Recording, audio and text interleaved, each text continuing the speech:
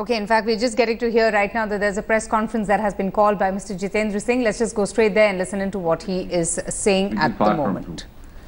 All of us have a stake in the youth of Kashmir. We know the population of Kashmir comprises nearly 60% of youth, and it is the youth who have now come of age. They have come to realize the manner in which they were misguided by some of the separatist and semi-separatist forces, and they want to be a part of the mainstream development being led under the leadership of Prime Minister Narendra Modi. There has also been statements by some of the regional Kashmir-centric political parties who have not only gone to the extent of saying unsavory things about the army, but also questioned the wisdom of the army chief in having made that statement. Virtually, that is a semi-separatist or a separatist jargon which is resorted to by certain Kashmir-centric political parties the moment they are out of power. These are the same political parties, for example, like National Conference, which is talking like this, which as a part of UPA was the one which even went to the extent of demanding bombardment on the terror camps in Pakistan.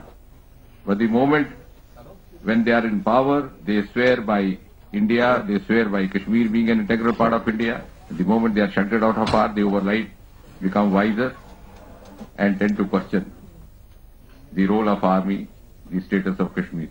And therefore, it is for all of us to realize this bluff, and particularly in the context of the sensitive situation that the country is going through, it is important for all of us to realize the kind of politicking which Congress party has resorted to time and again in the recent past and even on this occasion.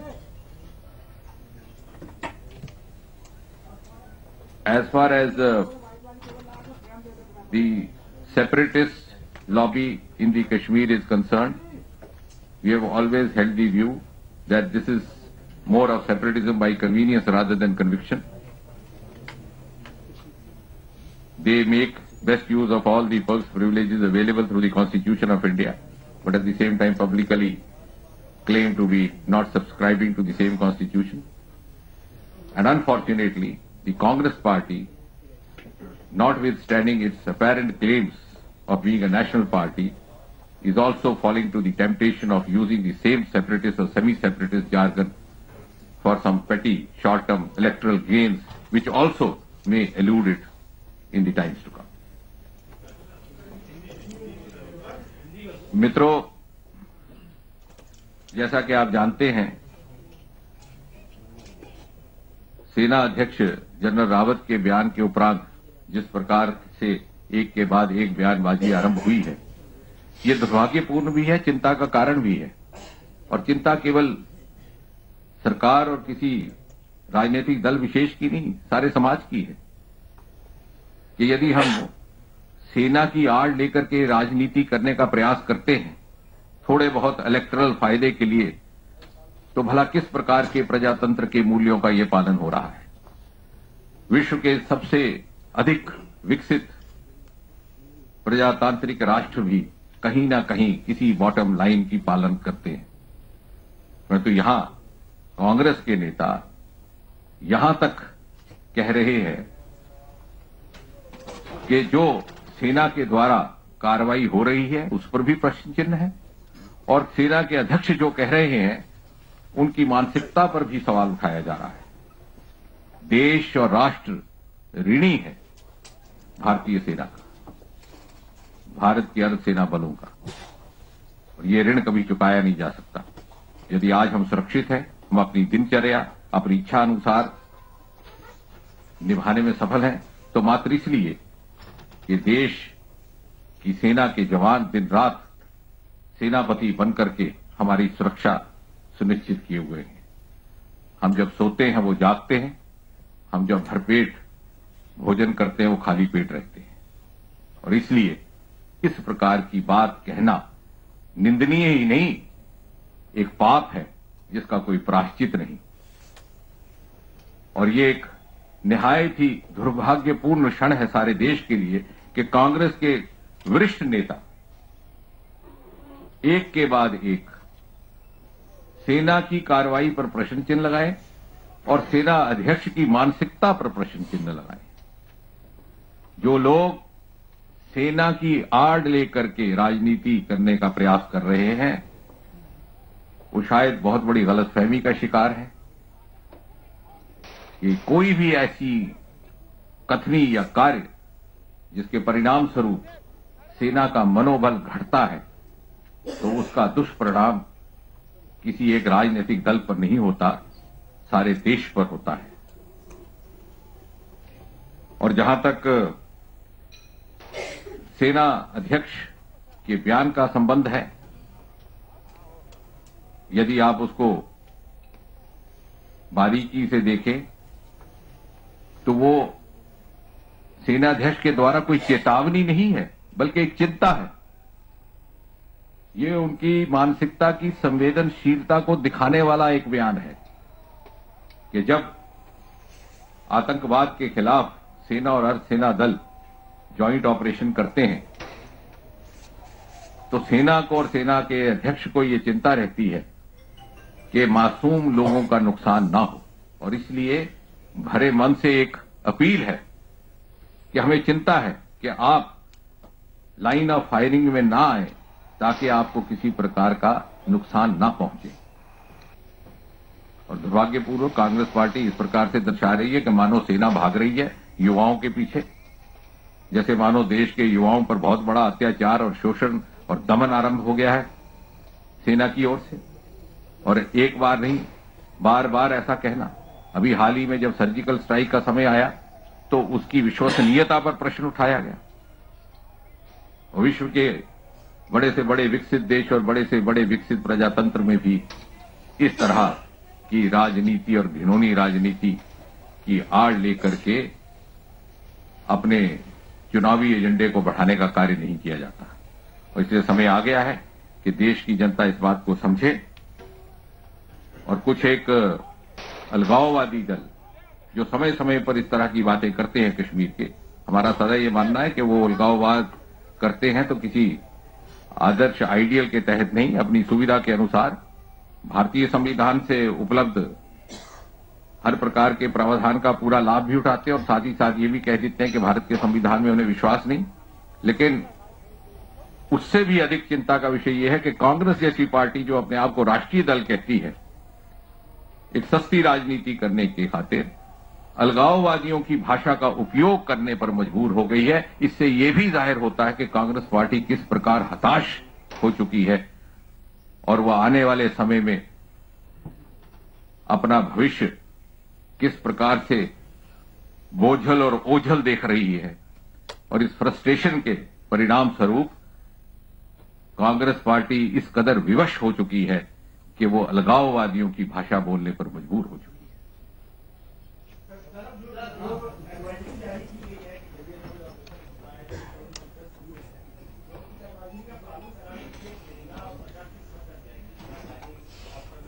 निश्चय ही, जैसे आपने ठीक कहा और आपने देखा भी होगा कि जम्मू कश्मीर पुलिस के डायरेक्टर जनरल ने भी ये बात स्पष्ट कर दी है, क्योंकि ये जॉइंट ऑपरेशंस होते हैं जिसमें भारतीय सेना भी होती है, राष्ट्रीय राइफल भी होती है, प्रदेश जम्मू कश्मीर की पुलिस भी होती है। और एडवाइजरी भी एक चिंता के ही से प्रेरित है। तो मैं समझता हूं कि हम सबको इस बात की प्रशंसा करनी चाहिए कि हमारी सेना और हमारी पुलिस कितनी संवेदनशील है। उन्हें ये चिंता है कि किसी युवा की, किसी मासूम व्यक्ति की जान जाया ना जाए, और इस बात को चिंता ना समझ करके चुनौती की संज्ञा देना एक राजनीतिक बैंकरप्सी को दर्शाता है।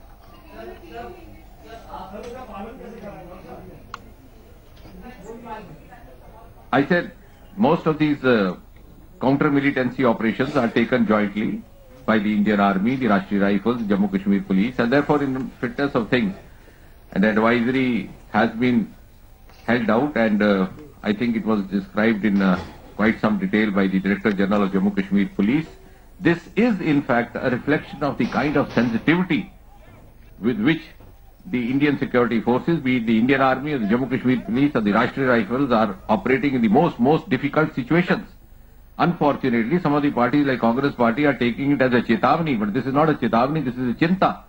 This is a reflection of the extreme and high degree of sensitivity with which the security forces are operating, with extreme and absolute care to ensure that none of the innocent lives are lost during the counter-militancy operation. And therefore, this is a humble and a very fervent appeal to the youth not to risk their lives when an operation like this is in the process.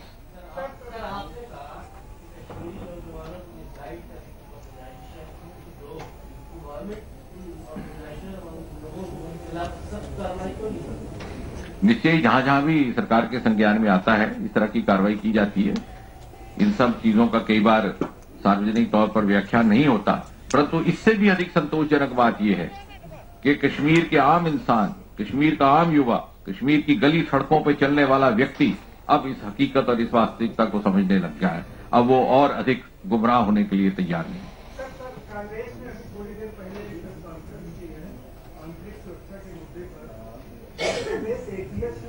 ISI से संपर्क रखने वाले कुछ युवाओं को पकड़ा है, जिनका संबंध गया है, जिसका नाम उन्होंने बताया ध्रुव सक्सेना, जितेंद्र सिंह और बलराम सिंह, आशीष सिंह, जिनके संबंध बीजेपी से रहे हैं और IT सेल से रहे हैं, जिन्होंने 4 शहरों में 30 सेकेंड को एक्सचेंज लगा रखा था। उन्होंने कहा कि इसमें बीजेपी क्यों आंतरिक सुरक्षा पर समझौता करे, इस बारे में आपका क्या कहना है, जो आरोप उन्होंने लगाया है? इस विषय में मुझे कुछ अधिक कहने की आवश्यकता नहीं। कारण ये कि प्रदेश इकाई और प्रदेश का नेतृत्व इसका स्पष्टीकरण दे चुका है। ये जो भी नाम दिए गए हैं, इनमें से कोई भी भारतीय जनता पार्टी का पदाधिकारी ना है न रहा है। ये एक दुष्प्रचार। बिल्कुल, तो फोटो जारी करने से तो कोई हर्ज नहीं पड़ता मेरे साथ। आप ही कह रहे हैं, हमारे पास ऐसे फोटो हैं जैसे जिनमें हमारे साथ कांग्रेस के वॉलंटियर खड़े हैं। तो ये जो कांग्रेस के नेता इल्जाम लगा रहे हैं, आरोप लगा रहे हैं, इनके बहुत से चित्र हमारे साथ हैं, हमारे साथ खड़े हैं। तो ये क्या भाजपा के सदस्य हो गए? सार्वजनिक जीवन पर मंच पर खड़े होना या किसी चित्र में दिखाई देना कोई प्रमाण नहीं रहता। बल्कि यदि कांग्रेस के कोई सदस्य हमारे साथ आकर के चित्र खिंचवाना चाहते हैं तो हमें तो लगता है कि शायद वो हमारे से इतने प्रभावित और प्रेरित हैं।